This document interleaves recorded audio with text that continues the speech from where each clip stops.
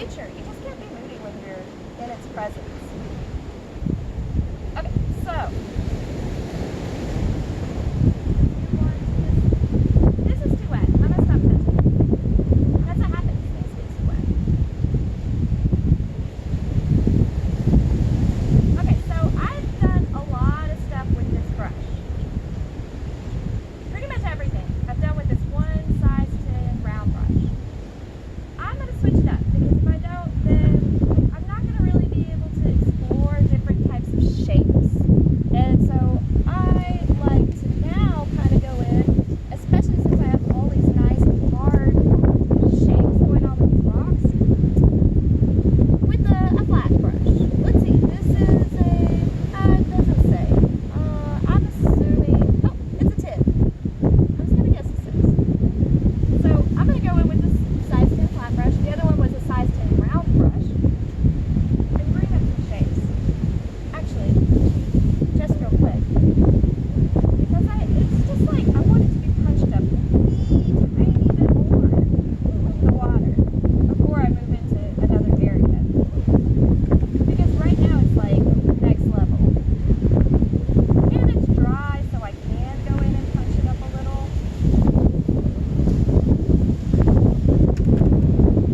You always have to wait for a little bit of dryness, or at least I do. You don't have to paint like me.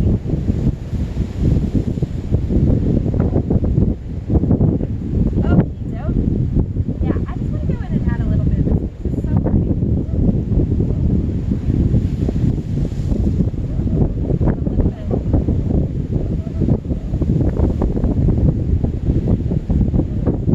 Well, if I can even pick it up the rain. These cheapies. Oh, I gotta go back to my good stuff. There we go. Now I actually have some color.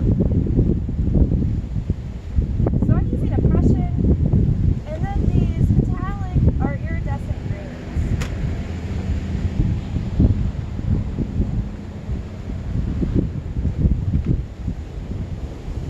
And a lot of water because I don't want it to feel heavy. There's nothing that feels really super heavy about this water. It just feels so beautiful and bright and inviting. Even if the waves sound like I'm not inviting, it's bad, you look inviting. And for humans, we're very bad about asking consent with nature. Just jump on in and do whatever we want. Okay, yeah, that makes me happy. Just a little bit something darker.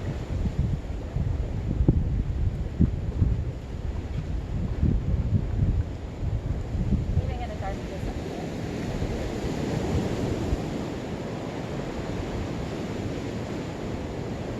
It's very hard to work this angle like I am, holding this out like this, and getting lines right. So I'm really just not going to try too hard. I mean, I'll try a little, but that horizon line needs to be straight, like pretty straight. So when I get back home, which on this trip I'm staying in this like kind of ridiculously incredible fort that was built in 1760. It's pretty intense. Okay, cool. Done with this round brush. Promise. Now I'm going to my flat. Let's have some fun with these boys. The majority of what I'm going to use for the rest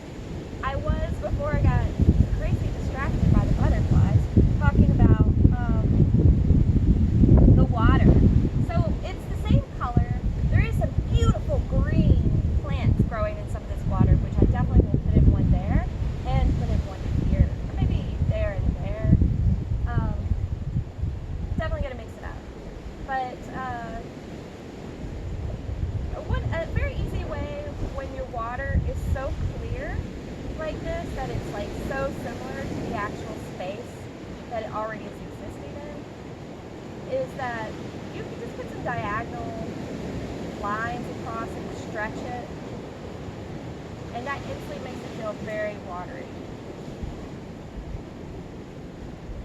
So yeah, I'm just giving this some texture. And even though I'm using the same brush and I'm moving it across different planes of space, I am keeping it as best as I can, which I am just working in shadows, so it is cooler than like me trying to do the bright warm and then the cooler, but I am keeping some variation. I have a nice tone that I want to put here. It's also kind of good.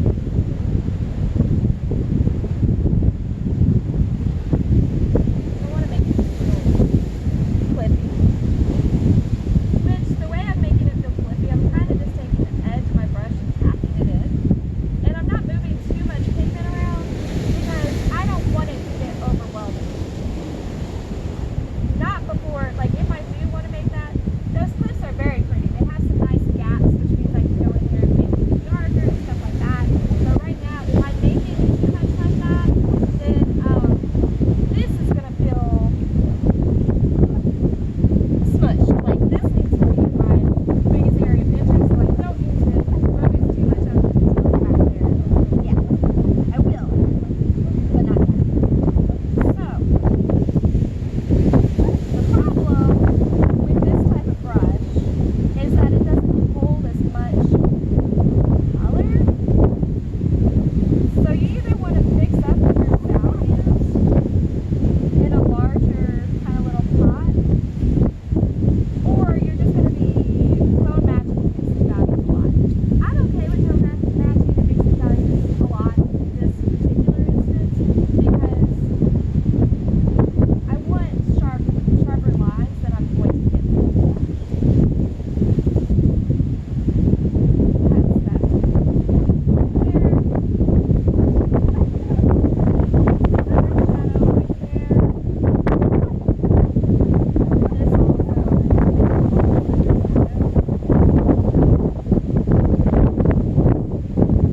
Yeah, back there, Mr. Camera. I mean, it feels like I'm a little bit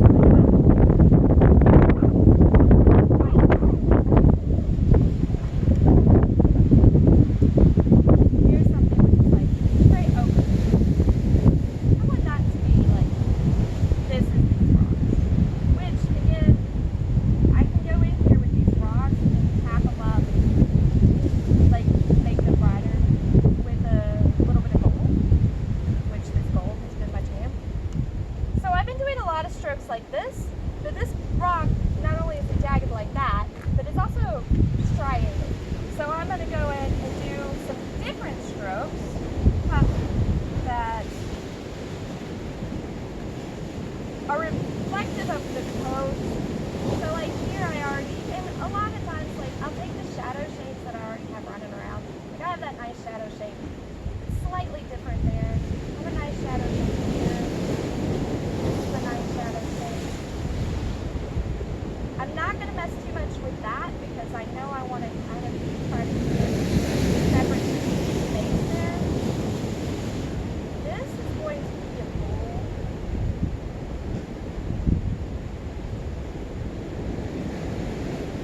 I hope it feels like it.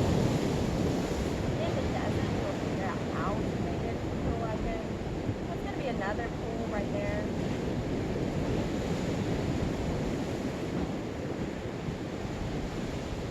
And now I'm going to take some more darker tones into these rocks over here that I'm keeping darker. So I want some things to be interesting. And if all of your lines are going the same way, it just gets boring. Especially when nothing here is going the same way.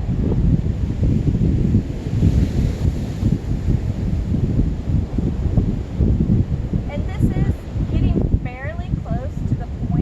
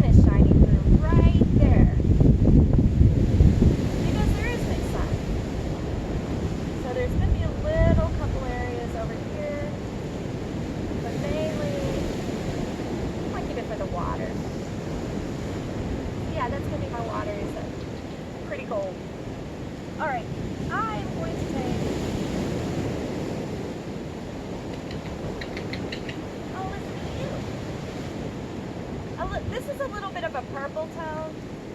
I don't know, I just want to kind of put some back in this bother. Separation of space.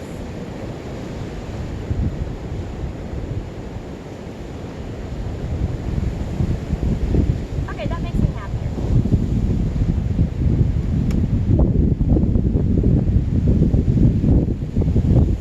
Painting makes me very happy. I don't think I'm such a good painter, but I think I'm a much better teacher than I am painter. But I sure do like doing it. I wonder if Bob Ross thought he was a good painter. I love Bob Ross because, like, most artists that I know, we are so mean to ourselves. We're constantly like, oh, I'm the worst artist ever, it's not gonna blah, blah, blah, blah, I'll never be as good as this other person. It's just something about it. I don't know why we're like that. But Bob Ross is always like, this is the perfect spot for this little tree. Wherever you put yours, it's perfect. Don't worry about it. You're great. I love listening to him when I'm extra moody about what I've been doing in my life. Because he just instantly makes it feel like everything's okay. We need people in our lives that make everything feel okay sometimes.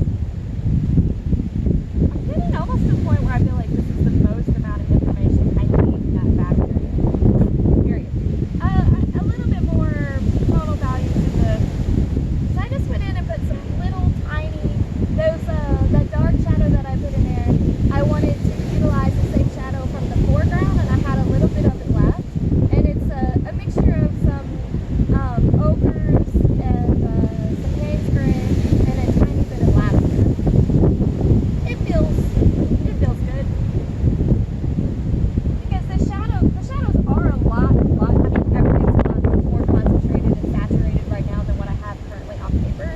But it's watercolor, and we can only control it well if we build it up very slowly. So we'll see how far we get. I love oil painting, especially like a beautiful day like this. Yes, please, but I didn't bring any oil paints to the island. I wanted to be safer with the ocean. I wanted to use things that, you know, that's better. I'm getting paint all over my shorts. Not surprised, but it's sticky. It's that honey-based watercolor paint, and if you get that stuff everywhere, ants and bees are gonna be like, yo lady, I want a piece. So, anyways, let's go back to these rocks. I'm gonna build in some more shadow spaces. I think last time we talked about black. I don't use a lot of black. I really would prefer to use burnt umber with a little bit of blue. In this case, I'm using burnt umber with a tiny bit of Prussian, because it's my warmer blue and those are my warmer areas.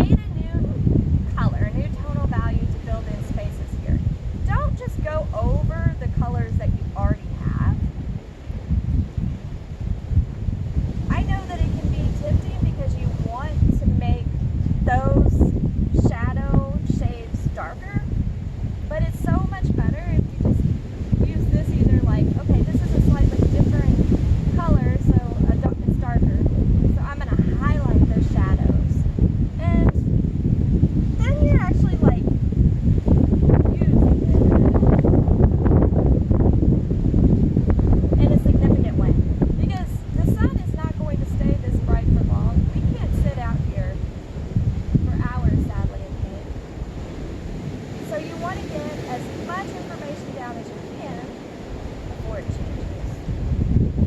So I'm kind of really playing with these shapes. The things that I see already, like, oh, where I put this paint down, there's a very interesting kind of separation between those colors. I'm now going in with this and making that separation happen by using it to outline. Because you already have those separation colors, why lose them? And they're small values, or small difference in values. This is a very big outcropping of rock. I want that to be noticeable. So I'm going to go ahead and block in some of that area right there, so it looks like a crack. And for the most part, I'm taking my line that way.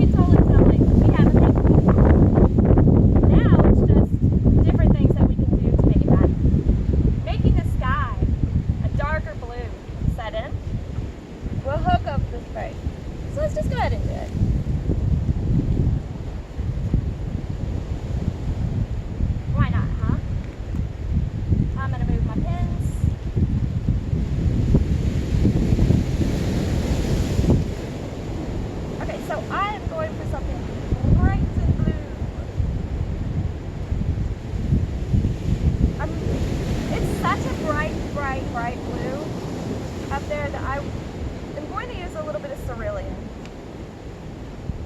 with cobalt mixed together. And I'm just going to go up here.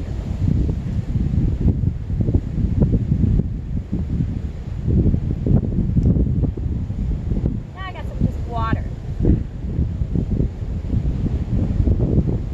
Now even more water.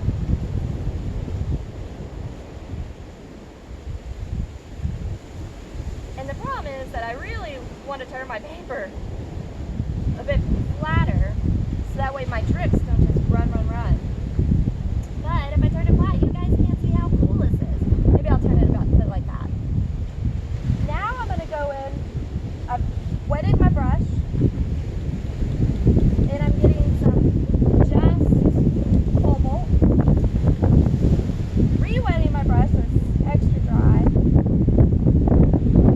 But I have cobalt here because I really like this transition that's going on. So I'm going to go in with just still too much paint on my brush. So since there was too much paint on my brush then, what I did was just wash my brush. I didn't put more color on it. There is some cool clouds. I'm kind of leaving space for them. Kinda. Maybe. Now I'm not using any paint, I'm just using water. Because I don't want to go overboard.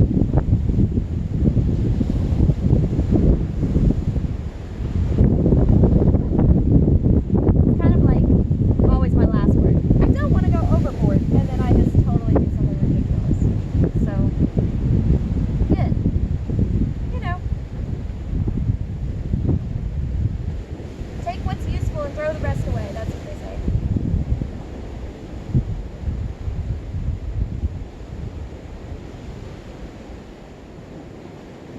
And that's totally true. I think that's a bit too much paint right there. So I'm going to pull it up with a bit of napkin. I'm like kind of digging on this, really.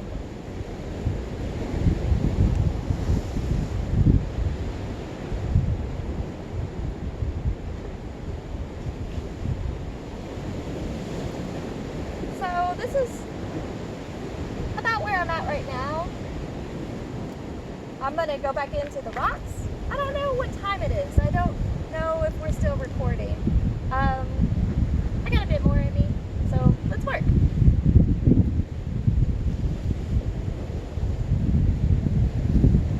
Those drips, man, those drips. That drip life.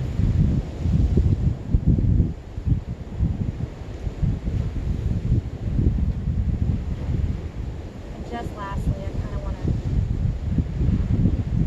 because I feel like it got very one-tonal with all the drippy drippies. So I'm going in here, just throwing in a nice, really solid cerulean.